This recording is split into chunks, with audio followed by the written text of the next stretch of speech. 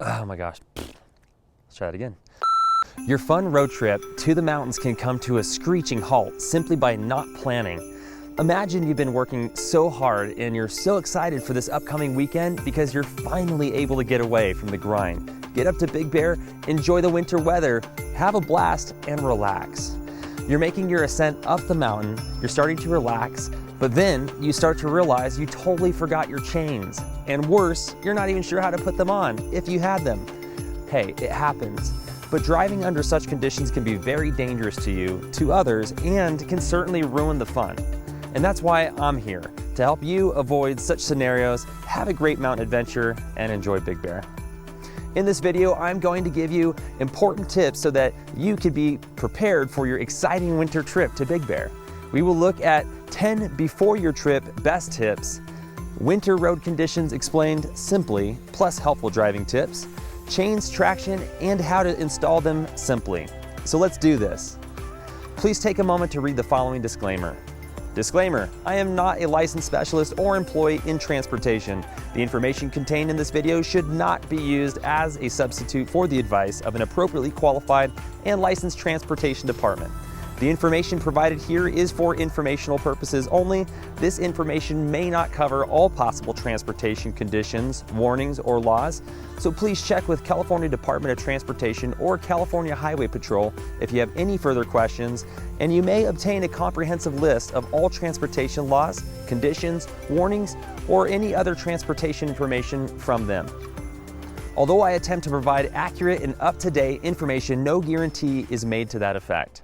Before we go over our ratings and what they mean, driving tips and how to install chains and cables, let's go over these very helpful tips in best preparing for visiting the mountains in the winter months.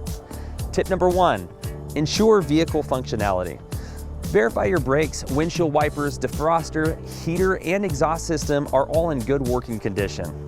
Tip number 2, fluids. Make sure your vehicle's fluids, oil, windshield washer fluid, and especially antifreeze are all at optimal levels. Note, you might consider adding concentrated windshield washer fluid to the windshield washer fluid reservoir, as this will help prevent an icy windshield. And fill up your gas before you head up. More on that in a moment. Tip number 3, tires.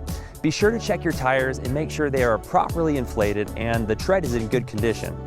Make sure you know whether your vehicle is front-wheel drive, rear-wheel drive, all-wheel drive, or four-wheel drive, so you know what tires to install your chains or alternative traction devices on.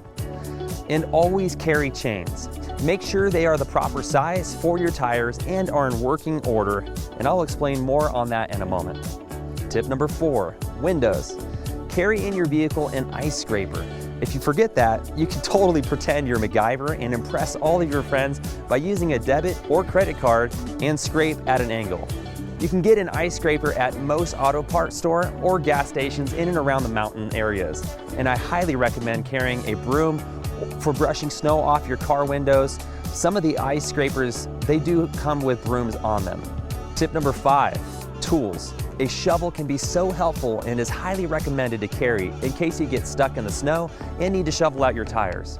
And you might even consider carrying a bag of sand or roll of burlap. The sand or roll of burlap, when put under your tire, can actually help give you traction when trying to get out of a pothole. Tip number 6, attire and warming accessories. Gloves are a must and will keep your hands warm when installing chains, and if you need to use the shovel. Ideally, insulated with rubber palms are ideal as they are low profile and bulky gloves can get in the way. Also, be sure to have your jacket and an extra one if possible, because it can get very cold, especially with wind chill in the winter months.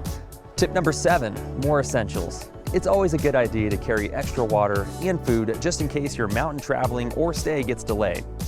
Additional warm blankets is also recommended, especially in the colder months. Tip number 8, light.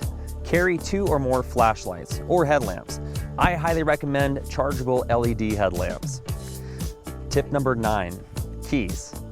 Put an extra key in your pocket and or write down your door code if your car has that option, just in case you accidentally lock yourself out of your car while putting on chains. Tip number 10, road warrior.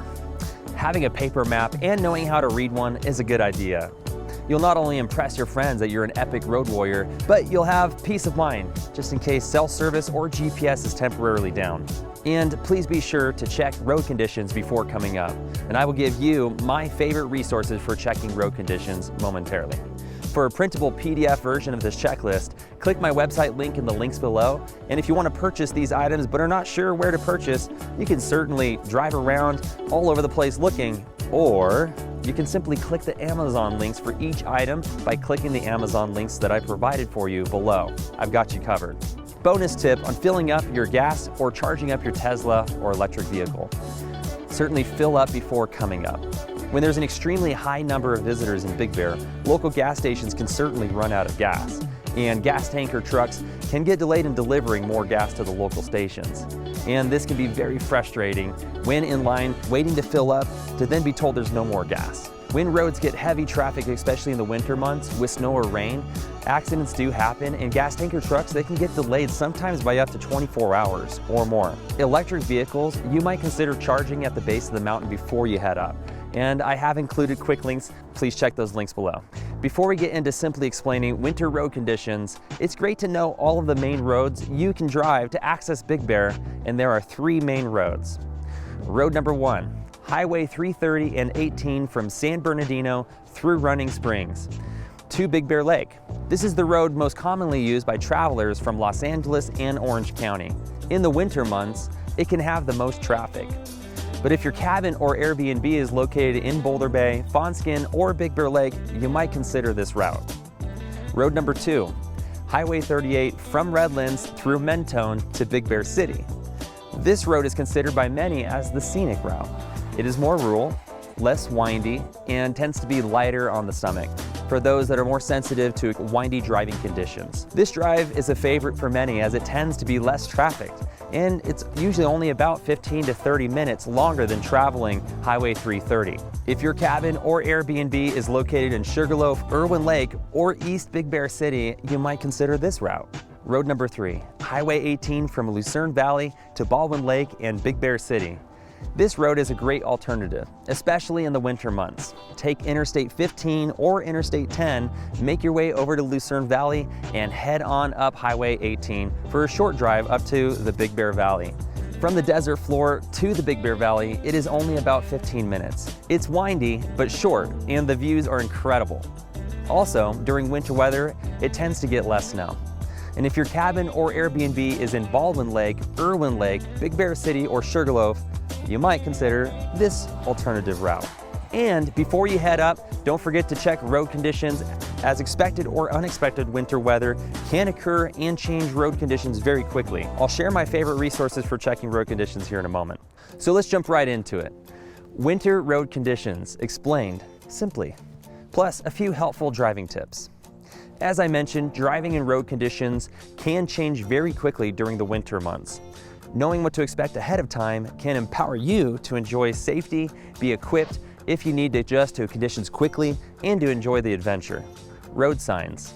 Icy. This sign informs you that it's an area that is frequently icy during winter weather and freezing conditions. Slippery when wet. This signifies an area that has higher potential for water runoff, which can become slippery. Please note, bridges can be extra slippery, so use caution when crossing a bridge. Grade. This sign lets you know that the area coming up is steep. More on this in a moment. Windy. This sign suggests it could be windy in the area coming up, so drive cautiously. Slower traffic, keep right. This is an area with 2 lanes coming up that gives those who want to drive slower the right lane. Please, for the sake of everyone behind you, please use the right blinker and move over to the right in this area. Turnout. This sign informs you that there is an area coming up on the right-hand side where you can pull over, and whether you are putting on chains, slowing down for the views, or because you are not as confident driving in the mountains, these turnouts are for you. So please, please, please, for the sake of all that is good and everyone behind you wanting to go faster, please use these turnouts. Thank you. Driving in rain and snow conditions. Here's 10 very helpful tips when driving in the rain or snow. Tip number 1, if your car shows the outside temperature, monitor the temperature. because when it shows 36 degrees or less, you can be certain that there will be ice on the road, and all it takes is a small patch of ice or snow dusting to lose control of the vehicle. Tip number 2, downshifting. When you're going downhill, let your vehicle's gears work for you, and your brakes will love you for it too. They'll last longer. Whether you have a stick shift or an automatic, your vehicle likely has this feature of downshifting, so please check your vehicle's manual. Tip number 3, brakes. Be like Adam Sandler and just tap it in. Just tap it in. Give it a little tap, tap, tap-a-roo. When you're driving in rain or snow, the last thing you want to do is abruptly step on your brakes. Best practice is to leave enough space between you and the vehicle in front of you and tap your brakes when you need to slow down. It's more of a slight soft pulsating. Tip number 4, get an early start on your trip. Allow plenty of time to reach your destination. Tip number 5, keep an eye on the gas or electric charge gauge, and if you need more, turn around before you get too far from the gas station or the charging station. Tip number 6, windshields and roof. Keep your windshield and windows clear and be extra observant. Use the car defroster and a clean cloth to keep the windows free of fog. And if your windows become hard to see through due to ice or snow buildup, you should use your blinker and safely pull over into the safe area like a turnout to use a snow brush or scraper to clear off that window. This is a great time to also clear the snow off your roof if there's snow buildup, so that it does not slide down into your windshield when coming to a stop. I have seen that happen to drivers going downhill, and it can certainly cause an accident. And last but not least, be observant for other vehicles that have flashing lights. Visibility may be restricted with fog, rain, or snow. Tip number 7, stay aware of the road signs I mentioned earlier and use turnouts. Tip number 8, slow down, especially if you don't frequently travel the mountains. Even if you're driving the speed limit in weather conditions, it can be extremely dangerous. If you hit snow or ice, you will certainly want there to be extra distance between you and other objects. When snowplow trucks and or salt, sand, or cinder spreading trucks are present, you will definitely want to give yourself and them even more room, ideally a 4-car distance. It's a good rule of thumb. This is for your safety. Tip number 9, wear your seatbelt. That's a given, right? Tip number 10, when stalled, turn on your emergency blinkers. Try to conserve fuel while maintaining warmth and stay with your vehicle while you're waiting for towing service to arrive. Be sure to keep windows up so you don't breathe in any exhaust or fumes. And if you're going to stall, please use the turnouts. I'm just kidding, please don't stall. Chains, traction, and how to simply install them. What are chains? Well, tire chains are chains specifically designed to be wrapped around any vehicle tires to help give the driver traction when driving in slippery or icy conditions. Carry chains when traveling the mountains, especially from November to April, May to play it safe. It's actually the law. When winter weather is occurring or is expected, the California Department of Transportation, Caltrans, and California Highway Patrol, the CHP, they work together on setting up checkpoints or chain control areas to ensure people are safe and following the law by carrying and or putting on chains. All vehicles, including 4-wheel or all-wheel drive vehicles, must carry chains upon entering a chain control area. All vehicles, including 4-wheel or all-wheel drive vehicles that are towing trailers, must have chains on one drive axle. Trailers with brakes must have chains on one axle. Front-wheel drive vehicles must have chains on front drive axle. Now let's go over the R ratings. What is an R rating? It's a road condition rating to signify that is what is locally required for driving in the snow. Specifically, whether chains or traction devices are required, and if so, for what type of vehicle. Please be sure to check what the R rating for the mountain road conditions are before driving up to the mountain. I will provide my favorite and most accurate resources for checking that momentarily. But first, what do the R ratings mean? R1 means 2-wheel drive vehicles must have mud and snow tires with minimum tread standard, and that's usually 6/32 of an inch, and you must carry chains. Snow tread tires can be identified by examining the sidewall of the tire where the letters MS, M/S, M+S, or the words mud and snow have been stamped into the sidewall. R2 means 2-wheel drive chains required. Four-wheel drive must carry chains. R3 means chains are required on all vehicles. This includes four-wheel drive. And putting chains on your four-wheel drive, Caltrans, they recommend placing the set of chains on the back tires. In all of the years I've lived in Big Bear, I've only seen this requirement a few times for the R3. Now, here are my top 3 sites to check the weather and verify road conditions, check for possible road closures, and view our rating requirements during winter months. Site number 1 is bensweather.com. Now, this won't show you the R rating, but this is a great resource for weather. This site is updated by one of our local weathermen and is often the most accurate. Site number 2, SoCalMountains.com. This site is so great, and their road conditions link on the left-hand side provides the most accurate information on the R ratings and current road conditions and road closures. Site number 3, dot.ca.gov. I often reference this Caltrans site to cross-reference and verify road conditions. Under their popular travel link section, you can view a quick map, type in the specific highway you have in mind under their current highway conditions link, and you can check out their other helpful links. Chains and traction devices, they come in all different types and sizes. Chains, cable chains, textile snow chains, wheel hub attached chains, automatic tire chains, there's so many options. And I'm going to cover the 2 most common traction devices, chains and cables. How do you know what to choose and what size to purchase? Well, you can determine this most accurately by checking your vehicle manufacturer's specifications. This can be found in your vehicle user manual, and if you don't have one, you likely can find a copy by searching online for a manual that matches your vehicle's make and model. Alternatively, you can verify by asking a representative at a reputable auto parts store to search for you and provide you the correct set of chains or traction device. 2 important side notes. Verified chain or cable tensioning bands are included, and if they're not, purchase those separately. And it's important to verify you have the correct chains, cables, or traction device for your vehicle because they are not returnable or refundable. You can purchase chains, cables, and possibly alternative traction devices at most reputable auto parts stores, at mountain area gas stations, and even ski and snowboard shops in the mountain areas. So when do you put on chains? By searching road conditions and checking our conditions before heading up the mountain, you can plan to put them on before you get to Caltrans checkpoints, as that area can be crowded with people who decided to wait till last minute. You must stop and put on chains when highway signs indicate chains are required. You can be cited by the California Highway Patrol and fined if you don't. You will usually have about a mile between chains required signs and the checkpoint to install your chains. If you choose to do it ahead of time, please don't stop to put on chains in the middle of the road. Please use one of the turnouts.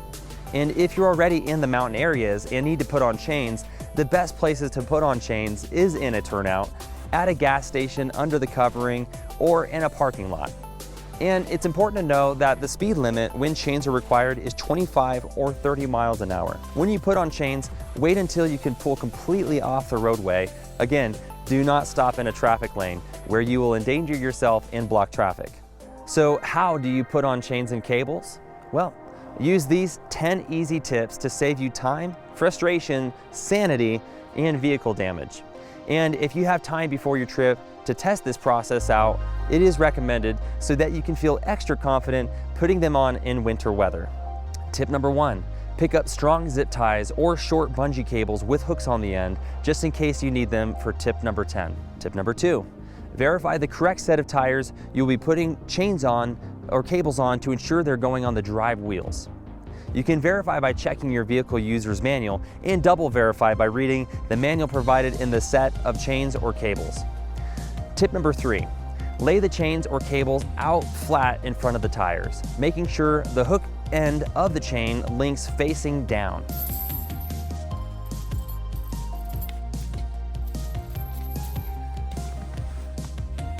Tip number 4, slowly drive over the chains or cables so the tires stop about 3/4 of the way down the laid out chains or cables. Tip number 5, take the longer side of the cables or chains and drape over the tires.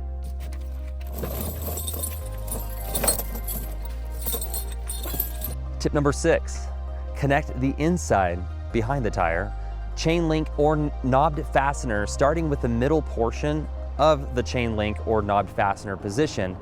You'll attempt to fasten even tighter by increasing the links in step 8. Tip number 7, connect the outside, the front of the tire, chain link or knobbed fastener starting with the middle portion of the link or knobbed fastener position. Again, you'll attempt to fasten even tighter by increasing the links in step 8. But please note, the adjustment position should not vary by more than one link or knob. Ideally, the outside link or knob position should match the inside link or knob position.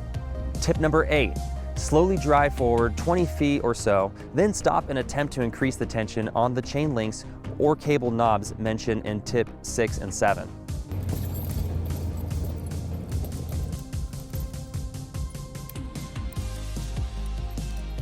Tip number 9, double tighten. This is very important. Put on tensioner bands to help increase tightness of chains or cables, and verify there is no chain or cable links dangling, as they can whip while driving and cause damage to your vehicle.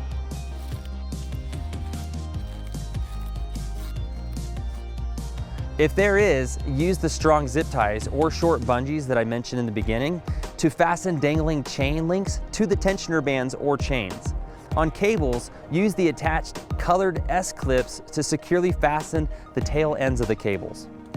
Tip number 10, drive a quarter mile or so, pull over safely, and just double check to make sure chains or cables are still tight and nothing is dangling. A periodic check to ensure tightness is best practice and will help give you peace of mind while driving that you don't get premature chain or cable failure or worse, vehicle damage. For a printable PDF version of this checklist, click my website link in the links below. And please note, during winter weather, at the Caltrans checkpoints, you may see or hear chain installers are available for hire. If you use the services of a chain installer, be sure to get a receipt and jot the installer's badge number on it. Chain installers are independent business people, not Caltrans employees. Having the badge number may help with any misunderstandings later. Chain installers are not allowed to sell or rent chains. Now, when you're heading back down the mountain, when removing chains, drive beyond the signs reading "End of chain control" to a pull-off area where you can safely remove them. Again, there should be turnouts available for you to do that safely. For information how to put on any other less common traction devices, please read your vehicle user's manual for that device installation. Hey, thank you for watching. I hope you found this information helpful and enjoy the convenience of the quick links I provided for you below. And please save this video for future reference, share with friends, and don't forget to like or love and hit that subscribe button to follow for more great information so that you and your loved ones can enjoy your mountain adventure and enjoy Big Bear. Take care.